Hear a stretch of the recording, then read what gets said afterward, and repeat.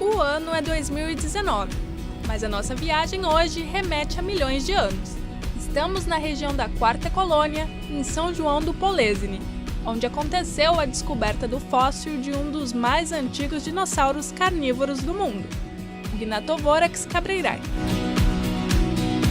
A descoberta acaba de ser anunciada para o mundo no periódico científico Piaget, pelos pesquisadores do Centro de Apoio à Pesquisa Paleontológica da Quarta Colônia, o CAPA, que desde 2014 vem trabalhando nesse estudo.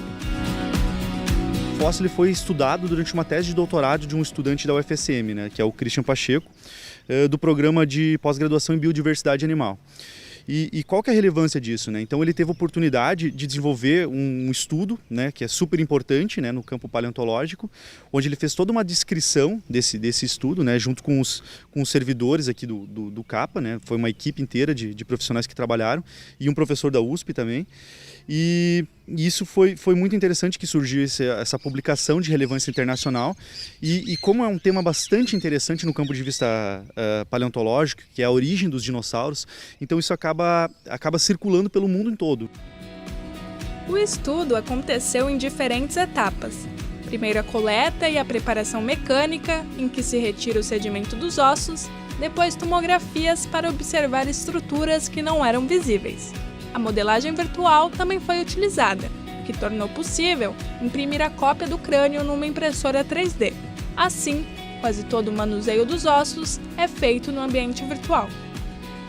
E uma implicação bastante bacana e indireta desse trabalho é que isso permite que a gente imprima o esqueleto, por exemplo, numa impressora 3D, faça cópias dele, e isso vai permitir que futuramente a gente possa colocar o esqueleto inteiro montado na exposição e inclusive trocar cópias desse esqueleto com outras instituições, então difundindo ainda mais o patrimônio paleontológico da Quarta Colônia para o mundo.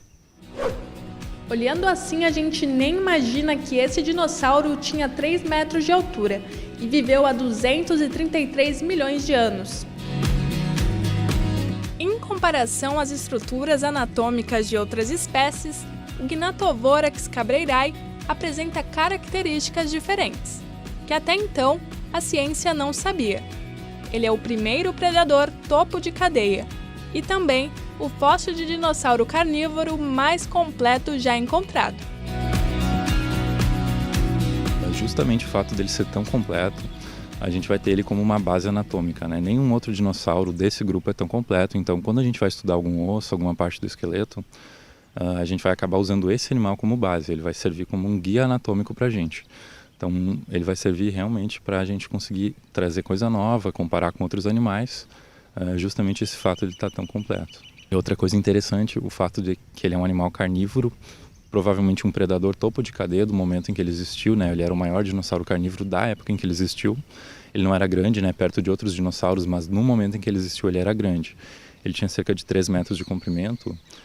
Outros dinossauros da mesma idade tinham cerca de 1,5 metro de comprimento, então ele era grande perto desses dinossauros. Então ele acaba sendo um dinossauro topo de cadeia e a gente não tem muitos animais, topo de cadeia registrados no registro fóssil aqui da região. Então ele ajuda a gente a entender um pouco melhor sobre como era a ecologia desses animais. A dentição dele nos indica que ele é um animal carnívoro. As garras dele também são garras bem típicas de um animal predador que serviam para segurar as presas.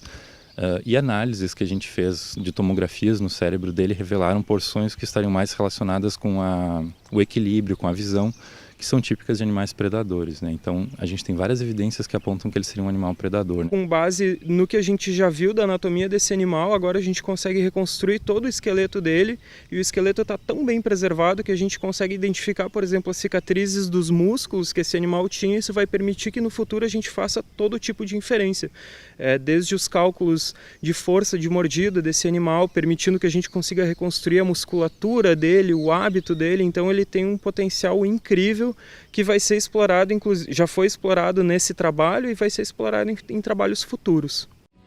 Os fósseis foram descobertos no sítio Marquesan, pelo pesquisador Sérgio Furtado Cabreira, o que justifica o segundo nome do animal. Já o primeiro nome significa mandíbulas vorazes, que condiz exatamente com o predador. As descobertas do CAPA estão na Mostra Paleontológica Irmãos Carnim.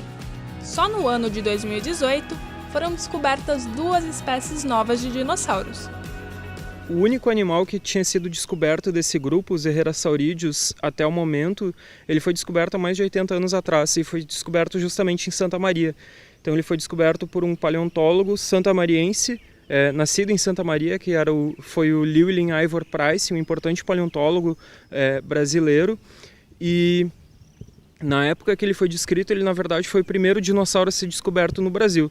Depois, com o passar dos anos, das pesquisas, foram descobertos outros dinossauros em outros lugares, mas nunca um desse grupo dos Herrerasaurideus. Então esse é o primeiro achado de um Herrerasauridae em mais de 80 anos em solo brasileiro. O que é interessante nessa pesquisa é que ela foi toda desenvolvida por pesquisadores do Brasil. Isso é muito interessante, né? Então a gente está produzindo ciência de qualidade dentro do nosso país e exportando esse conhecimento para o mundo todo. Então atualmente esse conhecimento gerado ele fica à disposição de toda a comunidade científica do mundo todo, né? Que vai poder às vezes reestudar esse fóssil também daqui a pouco, né? E criar suas próprias hipóteses sobre a evolução desse grupo, mas a informação original ela partiu aqui da UFSM, né? E se você quiser saber mais sobre todos os estudos e descobertas do CAPA, o local está aberto para visitação de segunda a sexta, das 9 às 17 horas. Para grupos com mais de 10 pessoas, o agendamento deve ser feito pelo e-mail.